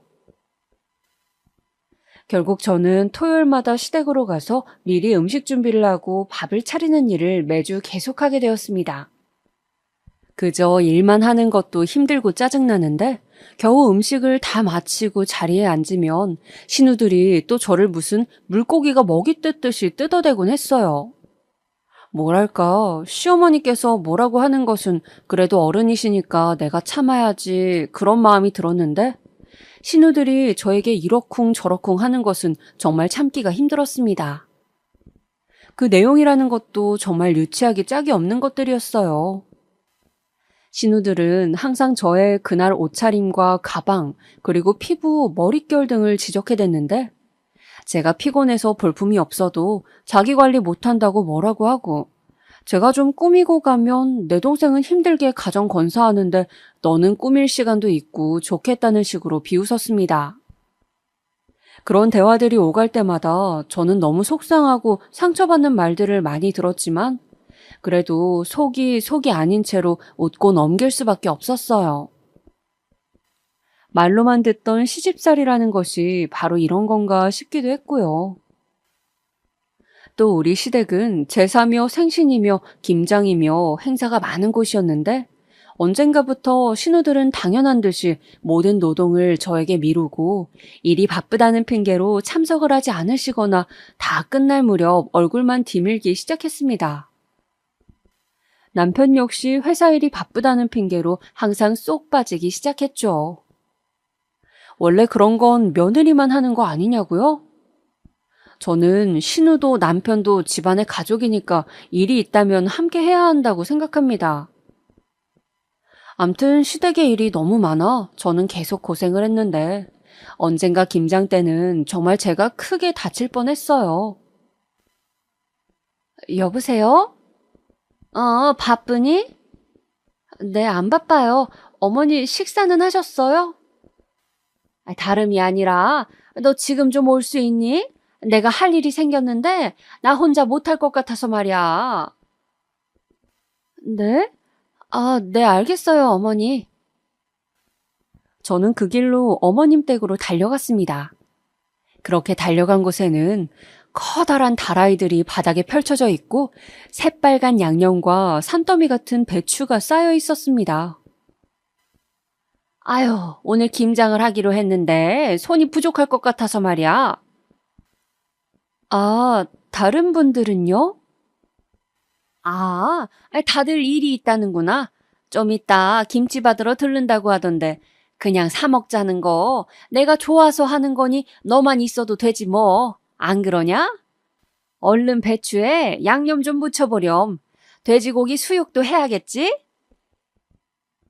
저는 그렇게 앞치마를 두르고 젓갈 냄새와 김치 양념 냄새에 쩔어 김장을 하기 시작했습니다. 시댁에서 하루 종일 김장을 하니 나중에는 눈앞에 어질어질하기 시작했습니다. 결국 저는 양념통을 들고 배추더미를 향해 가다가 양념통을 그만 엎지르고 말았어요. 철푸덕. 저의 온몸은 양념으로 엉망이 되었고 저는 너무 아파서 바로 일어나지도 못하고 잠시 누워 있었습니다. 해그머니나? 너 일 좀 똑바로 못하니? 아이고, 일을 어째, 아까운 양념을. 아이고, 얼른 일어나지 못해? 네, 어머니, 저 팔 좀 잡아주시겠어요? 정말 가지가지 하는구나. 저는 눈물이 핑 돌았습니다. 양념 범벅이 되어 온몸이 아픈 저에게 어머니는 구박을 퍼부으셨어요. 그때였습니다. 엄마, 우리 왔어. 신우들이 함께 들어오시는 거였어요. 어머, 옳게, 그게 무슨 꼴이야? 넘어진 거야? 아유, 아프겠다. 근데 꼭 모습이 무슨 김치 같아. 시뻘건 게. 두 분은 제 모습이 웃겼는지 박장대소를 하시더군요. 저는 눈물이 핑 돌았지만 그저 억지 미소를 지으며 화장실로 가서 몸을 씻어낼 수밖에 없었습니다. 그렇게 고생을 하며 서운함을 쌓아가고 있던 와중 저에게 한 가지 기쁜 소식이 생겼습니다. 바로 임신을 한 것이죠. 저는 남편과 함께 너무 기뻐하며 출산 준비를 했습니다. 저의 몸 안에 새 생명이 있다는 것이 너무 놀랍고 기뻤어요. 처음 임신 진단을 받고 저는 신랑을 데리고 산부인과로 다시 찾아갔습니다. 의사 선생님은 임신 초기라고 하시며 조심해야 할 것들을 말씀해 주셨어요. 저는 그렇게 임신부가 되었습니다. 임신 초기라 티가 나지 않을 것을 우려해 지하철에 임산부 배지도 받아서 가방에 달고 조금이라도 무리를 하지 않도록 조심 또 조심하면서 그렇게 임신 초기를 보냈죠. 시댁이나 친정 식구들에게는 3개월쯤 돼서 안정기에 접어들었을 때 알릴 생각이었습니다. 그런데 생각보다 입덧이 심한 바람에 어버이날 가진 시댁 모임에서 그만 임신 소식을 미리 알리고 말았죠. 사실 저는 냄새에 전혀 민감한 편이 아니었는데 정말 우리 몸이 신기한 것이 임신을 하고 입덧 시기가 되자 정말 지하철을 타면 옆 사람이 저녁에 뭘 먹었는지까지 느껴질 정도로 냄새가 심하게 나는 것이었어요. 심지어 물에서도 물비린내가 난다는 것을 저는 처음 느꼈습니다. 밤 역시 제대로 먹지 못해서 참크래커와 이온 음료 등을 겨우 먹어가며 그 시기를 보냈습니다. 그런데 마침 제가 입덧을 하는 시기에 어버이날이 있어 식사 자리를 가지게 되었습니다. 그 자리에서 저는 해물찜을 먹으려다가 그만 욱 하고 달려나가 개워내고 말았어요. 평소 해물찜을 잘 먹던 저였기에 저를 바라보는 어머니의 눈빛이 예사롭지 않으시더군요. 화장실에 갔다가 나온 저를 어머님은 붙잡고 안방으로 들어가셨어요. 너 혹시? 네? 너 애가 들어선 것 아니냐? 아, 네, 어머니. 실은 저 지금 입덧 중이에요. 혹시 몰라서 좀 더 안정기되고 나서 말씀드리려고 했는데. 아이고, 경사 났네. 경사가 났어. 여보, 여보! 우리 애기가 글쎄 임신을 했대요, 여보! 그날 가족 모임은 어버이날 축하였는데, 축하는 제가 잔뜩 받게 되었습니다. 어머님은 입맛이 없어도 잘 먹어야 한다며 이것저것 반찬을 챙겨주셨죠. 저를 구박하던 신우들도 조카가 생긴다는 소식에 진심으로 저에게 축하의 말을 하더군요. 정말 행복했습니다. 그렇게 저는 시댁 식구들의 사랑을 받으며 임신 7개월까지 직장을 다녔습니다. 다행히 외국계 회사라 임신으로 인한 휴직이 가능하고 또 아기를 낳고 나서도 복직이 가능해서 좋았죠. 그리고 만삭 시기는 집에서 쉬면서 스트레칭도 하고 막달이 다 되어갈 즈음 너무 부푼 배와 퉁퉁 부은 다리 때문에 산책을 하기도 하면서 곧 만날 아기의 얼굴을 상상하며 보냈습니다. 요새는 정밀 초음파라는 것이 있어서 초음파 사진을 통해 아기 얼굴을 자세히 볼 수가 있었는데 양수 안에 있는 얼굴이기 때문에 정확하진 않지만 대략적인 실루엣은 비슷하다고 하길래 그 초음파 사진을 매일 보면서 아기의 얼굴을 떠올려 보곤 했습니다. 시간은 흘러 드디어 출산일이 다가왔습니다. 사실 임신하고 진짜 진통을 겪어보기 전에는 드라마에서 여자들이 아기 낳는 장면이 나올 때 사극에서 온몸에 땀이 범벅이 되어서 청 같은 것을 붙잡고 악을 쓰거나 혹은 비명을 계속 지르며 애를 낳는 모습을 보면서 저도 실제로는 어느 정도 아플까 상상을 했었는데 직접 겪어보니 상상 그 이상의 아픔이었습니다. 그날은 병원 정기검진 날이었고 예정일을 4일 앞둔 날이었는데 마침 병원 근처에서 백화점이 있어 저는 과일 주스 하나를 사서 마시면서 이제 집 가서 조금 쉬어야겠다고 생각했어요. 그런데 뭔가 꼬리뼈 부분이 쿡쿡 쑤시는 기분이 들기 시작하더니 처음 느껴보는 묘한 통증이 꼬리뼈 쪽부터 시작해서 골반에 불규칙하게 오기 시작했습니다. 약하기는 했지만 그 통증이 오면 저는 잠시 서서 쉬어야 할 만큼 쿡쿡 쑤시는 느낌이어서 저는 이게 가진통일지도 모르겠다는 생각으로 일단 택시를 타고 얼른 집으로 갔습니다.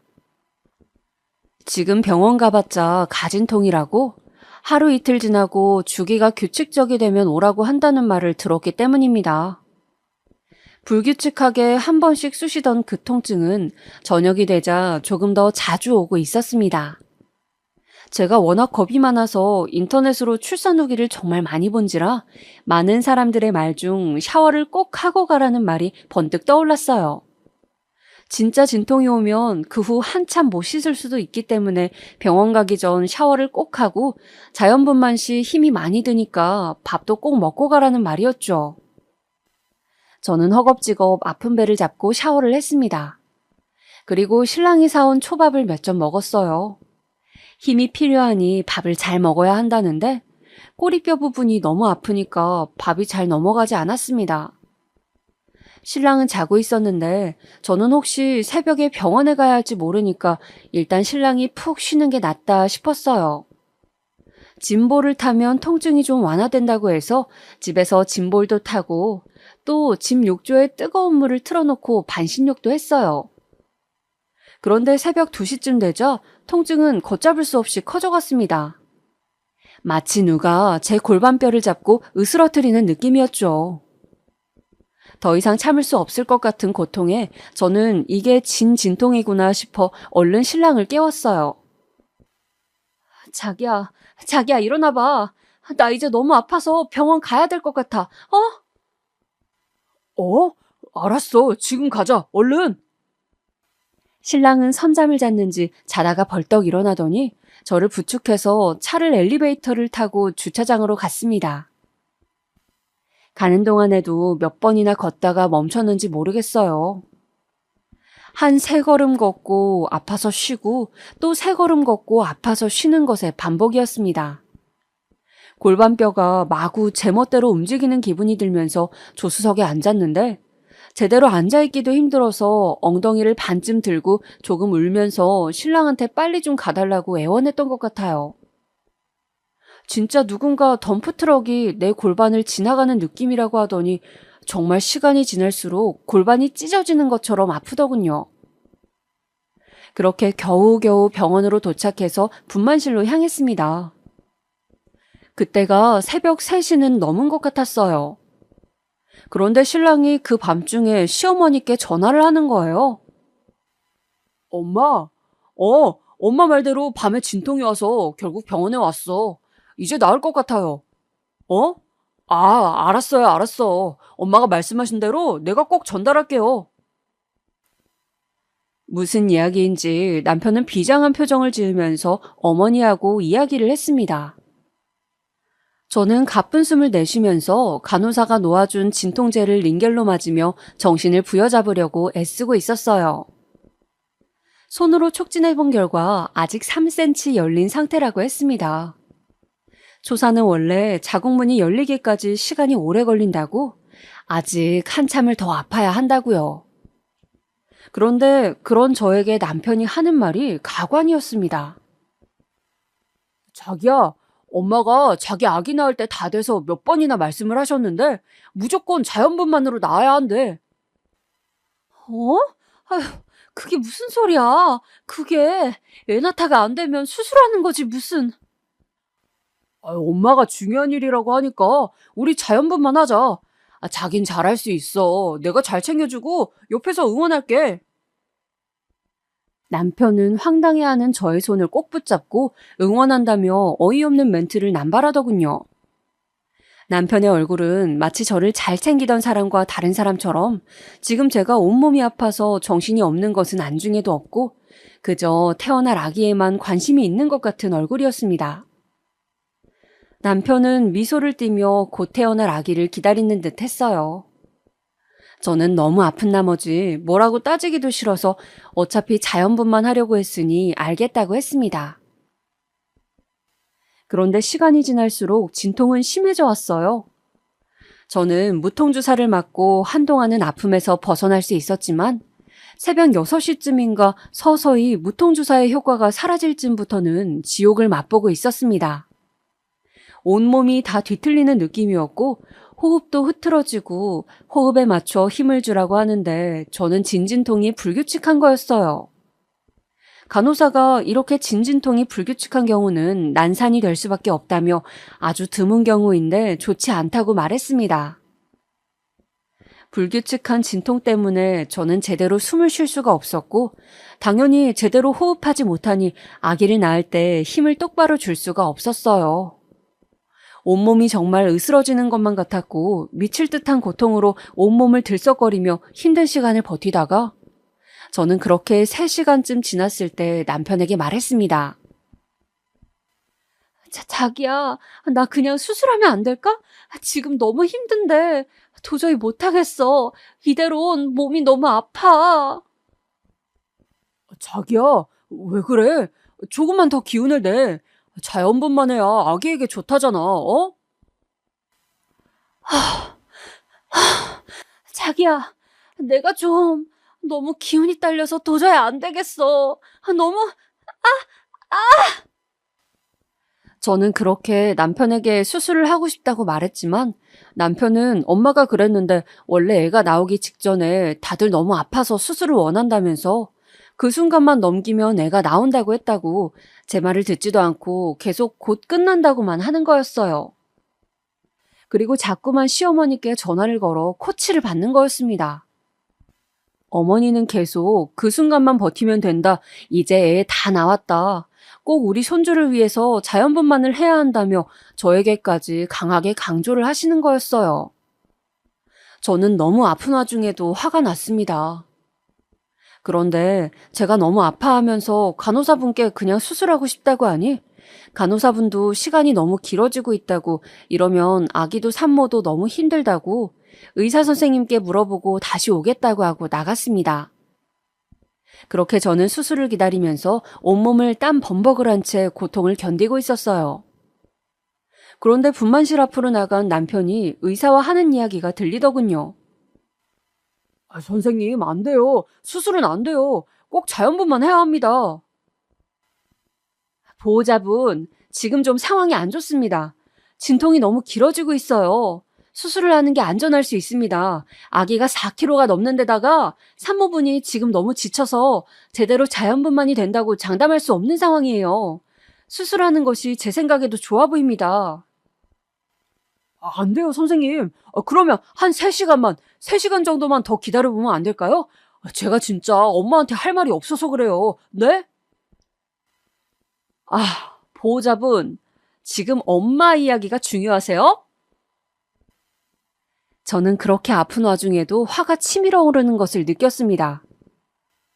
이건 무슨 소시오패스도 아니고 자기 아이를 낳는 아내가 이렇게 아프다고 힘들다고 하는데 세상에 엄마 말을 듣느라 수술을 반대한다니요.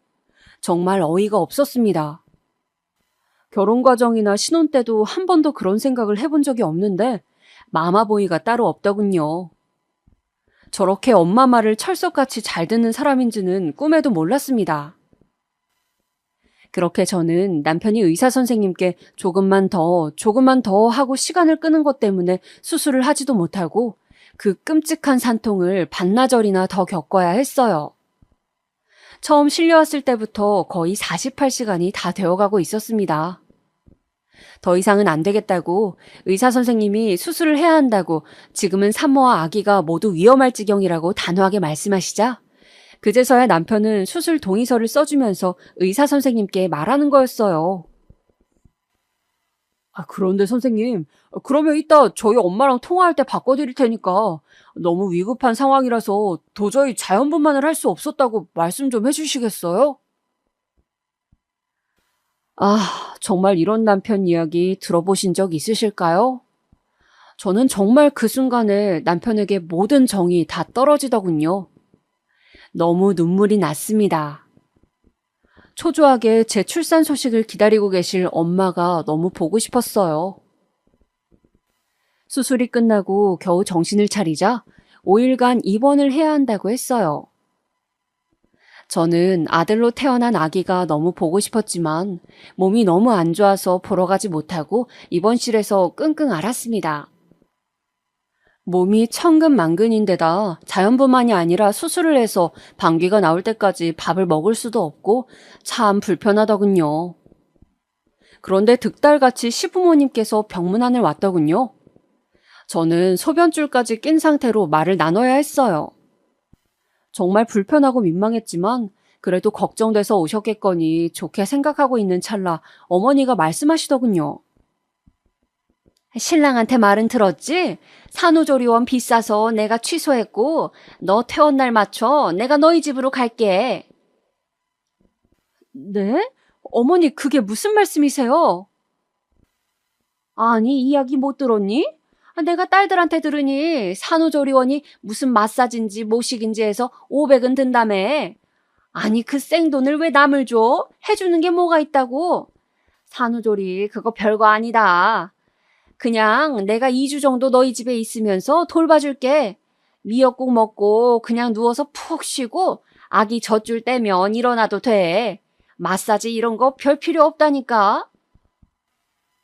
아니 어머니 그 조리원은 제가 발품 팔아서 마사지 유명한 곳으로 힘들게 예약한 곳인데 자기야 이리 좀 와봐요.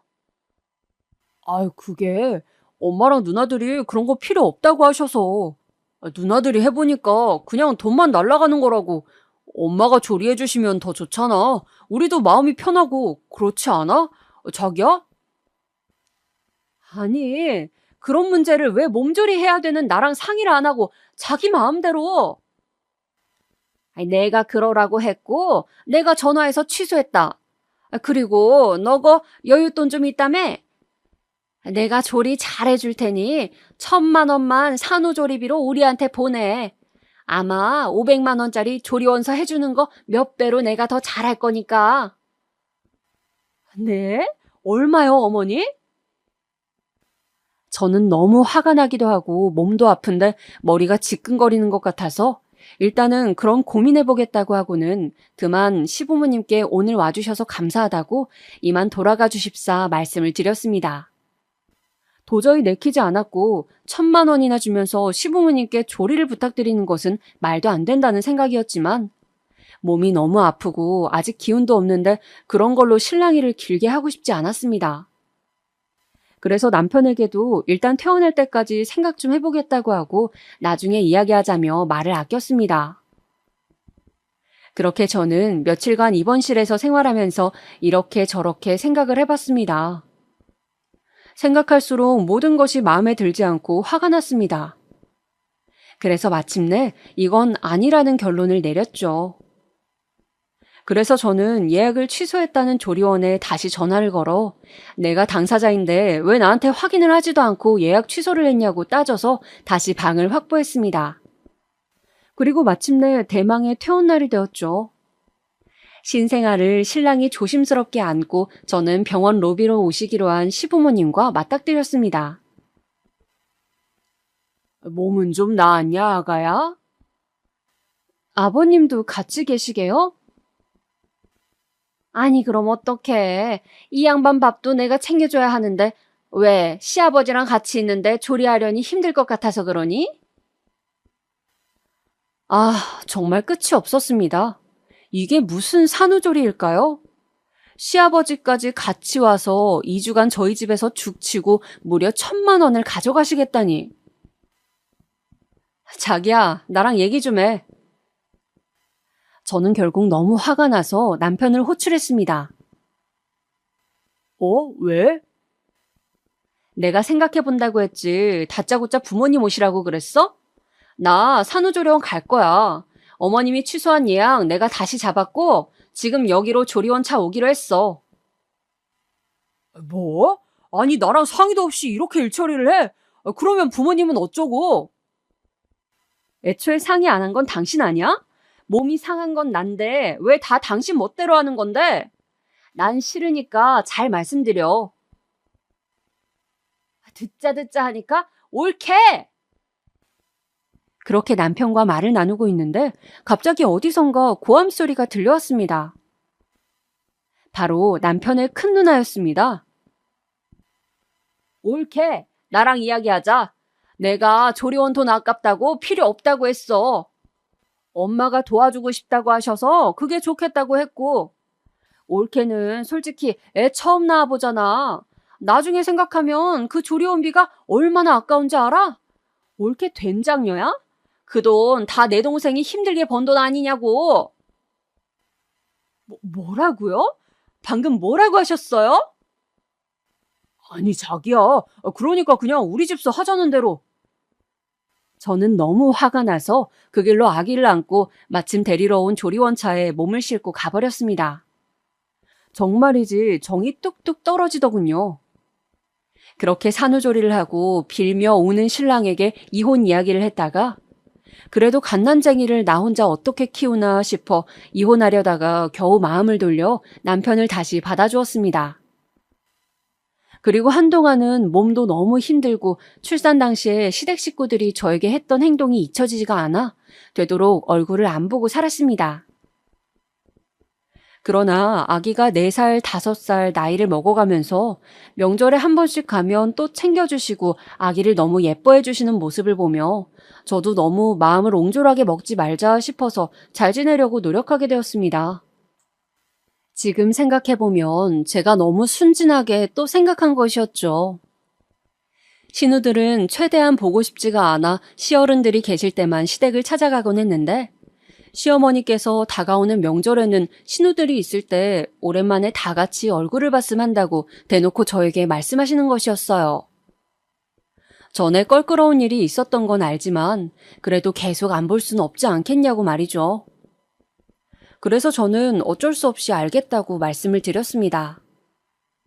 그렇게 오랜만에 가지게 된 가족 모임 전날 저는 유치원에 다니는 아이를 데리고 친정에 갔다가 밤늦게 집으로 돌아오게 되었어요. 그런데 아파트로 가기 전 삼거리 골목 앞 편의점에서 편의점 앞 의자에 앉아 어떤 남자와 스킨십을 하고 있는 큰 신우의 모습을 발견했습니다. 저는 너무 놀라서 아이를 데리고 얼른 그 자리를 떠났어요. 아이는 아이스크림을 먹느라고 흘깃 큰 신우가 있는 쪽을 본 듯도 하고 못 본 듯도 했습니다. 저는 아이가 아무 말을 하지 않았기에 못 봤겠지 생각하면서 그 자리를 떠났어요. 아무리 생각해도 끌어안고 있던 그 남자가 신우의 남편인 고모부 같지는 않았습니다. 왜냐하면 큰 신우의 남편은 요즘 탈모가 와서 항상 야구 모자를 쓰고 다녔는데 그 남자는 모자를 쓰고 있지도 않았고 신우의 남편보다 덩치가 더 커 보이는 젊은 남자였거든요. 전 놀란 가슴을 진정시키며 애써 잘못 본 거겠지 하며 모른 척하려고 했어요. 내가 본 것이 아이의 큰 고모의 모습이 맞다 하더라도 괜히 시끄럽기만 할 것 같았거든요. 그렇게 저는 그 모습을 잊으려고 애를 쓰면서 다음날 오랜만에 신우의 가족들과 시어른들과 다 함께하는 식사 자리를 가지러 시댁으로 갔습니다. 어머님은 다 같이 만나는 것에 들뜨셨는지 저한테 이것저것 음식 만들기를 시키고 부엌을 동분서주 하셨어요. 그렇게 음식을 돕는 와중에 제가 실수로 그만 갈비찜 양념을 제 티셔츠에 쏟아버려 어쩔 수 없이 어머님의 티셔츠를 빌려 입었습니다. 그런데 그 티셔츠가 어머님께서 많이 마른 체형이시다 보니 너무 저한테 딱 붙었고 가슴 부분이 너무 도드라지게 보였어요. 저는 평소 큰 가슴이 콤플렉스다 보니까 가슴이 조금이라도 작아 보이거나 부각되지 않는 상의를 입는 편인데 어머님의 옷을 입으니 너무 딱 붙는 바람에 더 강조되어 보였죠. 난감했지만 옷을 갈아입으러 집에 다녀오겠다고 하기도 뭐해서 계속 앞치마를 입고 있었습니다. 음식이 다 차려지고 신우의 가족들이 도착했어요. 이리 와서 다 같이 먹자꾸나. 오랜만에 다 같이 모이니 얼마나 좋아. 어머니는 무척 흡족해 하셨습니다. 큰 신우와 작은 신우는 오랜만에 보는 저에게 싸가지 없이 손을 흔들더군요. 저 역시 별로 말을 섞고 싶은 기분이 아니어서 그냥 고개만 까딱하고 말았습니다. 그런데 그때 큰 신우가 아니나 다를까 또 시비를 거는 것이었어요. 근데 누가 보면 음식은 혼자 다 한 줄 알겠다. 음식하는 거 도왔다고 생색내려고 앞치마는 하고 있는 거야? 그러게 언니. 예전부터 집안일 좀 도우면 생색은 엄청 냈지 올케가. 작은 신우도 이때다 싶었는지 또 비아냥거리기 시작했어요. 저는 너무 짜증이 나서 옷이 딱 붙는 것을 알면서도 그냥 앞치마를 벗었습니다. 제가 앞치마를 벗은 그 순간 제 맞은편에 있던 큰 신우와 작은 신우의 남편들이 갑자기 얼굴이 시뻘개졌습니다. 그들의 눈은 본능적으로 제 큰 가슴을 향해 있었죠. 심지어 큰 신우의 남편은 너무 놀라 마시던 물을 쏟아버렸습니다. 큰 신우의 딸이 짜증을 냈어요. 아빠, 물 다 쏟았잖아. 미안. 아빠가 갑자기 좀 정신이 없었네. 아이고. 얼굴이 시뻘개진 채로 제 가슴을 훔쳐보며 물을 닦는 자신의 남편을 본 큰 신우는 화가 난 듯 저를 보며 말하더군요. 못 본 사이에 가슴 수술이라도 한 거야? 이렇게 가슴이 큰 줄 몰랐네. 몸매 자랑하려고 그렇게 딱 붙는 옷 입고 온 거야? 그러게 말이야. 근데 너무 크게 한 거 아니야, 올케? 요새 누가 멍청해 보이게 그렇게 크게 해.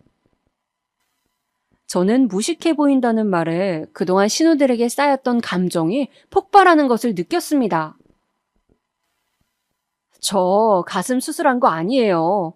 그리고 무식하다는 그 말은 사과해 주시겠어요? 뭐라고? 남자들한테 꼬리 치려고 수술한 거 맞잖아. 유부녀가 이래도 돼? 사과를 내가 왜 해? 누나, 말이 좀 심하잖아. 이 사람 진짜 가슴 수술한 거 아니야. 당신도 참아, 어? 신우는 말도 안 되는 소리를 하면서 또 저를 이상한 사람을 만들더군요. 그때였습니다. 가만히 제 옆에서 밥을 먹던 제 아들이 입을 뗀 것은 큰고모, 어제 슈퍼 앞에서 뽀뽀하던 아저씨 누구예요? 무슨 말이야? 지금 입은 그 주황색 블라우스 어제 입고 뽀뽀하고 있었잖아요. 어떤 아저씨랑. 내가 엄마랑 아이스크림 먹으면서 분명히 봤는데. 그 순간 시댁의 모든 사람들은 마치 정지화면처럼 멈추고 말았습니다. 시부모님은 너무 놀라 서로를 쳐다보다가 다시 큰 신우를 쳐다보았고 작은 신우도 놀란 토끼 눈이 되어 큰 신우를 봤죠. 큰 신우는 제 아들의 말에 얼굴이 시뻘개지면서 당황하기 시작했고 큰 신우의 반응을 본 큰 신우의 남편은 갑자기 큰 신우에게 나가자며 팔을 잡아당기더군요. 큰 신우의 중학생 딸은 갑자기 밖으로 혼자 나가버렸습니다. 이거 왜 이래요?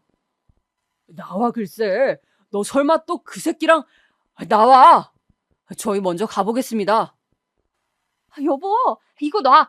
여보, 아니야, 여보. 그렇게 저희 아들의 한마디로 인해 그날 시댁의 모임은 엉망이 되어버렸습니다. 큰 신우네가 그렇게 사라져버리고 나서 남은 가족들은 밥을 먹는 둥 마는 둥 하며 애써 다른 이야기를 했고 작은 신우네도 빨리 일어나 버렸으며 저 역시 너무 당황스러워서 남편과 얼른 집으로 왔죠. 남편이 집으로 오는 길에 묻더군요. 진짜야? 진짜 큰 누나 맞아? 확실한 건 오늘 입고 온 주황색 블라우스가 맞고 고모부는 아니었다는 거야. 그 남자가 어젯밤 10시쯤에 봤다니까. 저의 말에 제 아들 역시 고개를 끄덕끄덕 했습니다. 그 후 어떻게 되었냐고요? 알고 보니 큰 신우는 남편 몰래 바람을 피다가 걸린 전적이 있었습니다. 1년 전에 그런 일이 있어서 둘이 이혼할 뻔했다가 이제 다시는 남자에게 꼬리치지 않겠다는 맹세를 하고 큰 신우네 부부는 화해를 했는데 또 몰래 그 짓을 하다가 제 아들 덕분에 바람을 계속 피고 있었다는 사실이 드러나 버린 것이죠. 결국 머리 끝까지 화가 난 큰 신우의 남편은 상간남의 신상을 알아내어 그 남자에게도 민사로 손해배상 소송을 걸고 공무원이던 큰 신우의 직장에도 소송장을 보내고 난리를 피는 바람에 큰 신우가 바람을 폈다는 사실이 직장에도 알려져 큰 신우는 큰 망신을 당했고 두 분은 결국 이혼 소송을 진행하게 되었습니다. 그리고 항상 저에게 옷차림이 어떻다느니 꼬투리를 잡던 신우들은 그런 일이 벌어지고 난 후로 쪽팔리는지 제 얼굴을 잘 보려 하지 않아 저는 아주 편해졌습니다. 저는 남편과 상의해서 앞으로 어지간하면 신우들과 다시는 얼굴 안 보고 지내고 싶으니 더 이상 나를 시댁에 끌고 다닐 생각하지 말라고 어르신들이나 내가 마음 내키면 한 번씩 찾아뵙겠다고 말했습니다. 남편은 제 말을 알겠다고도 하지 않고 안 된다고도 하지 못했어요. 아마 제 앞에서 누나가 바람핀 게 걸려서 너무 당황스럽고도 망신스러웠겠죠? 그 후로 저는 시댁과 왕래를 최소한으로 하며 편하게 지내고 있습니다. 가끔 결국 이혼을 당한 큰 신우가 시댁에 와서 울고 가는 것 같긴 한데 저는 자업자득이라고 생각합니다. 어디 간도 크게 동네 어귀에서 그렇게 대놓고 바람을 피나요?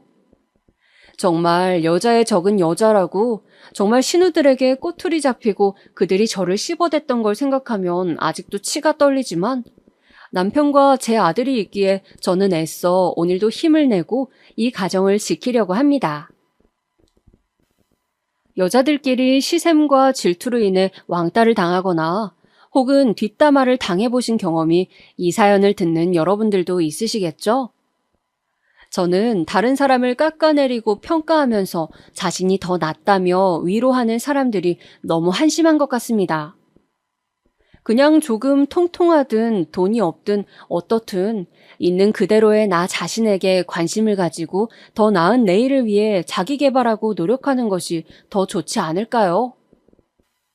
제 사연은 여기까지입니다. 들어주셔서 감사합니다. 행복한 하루 보내세요.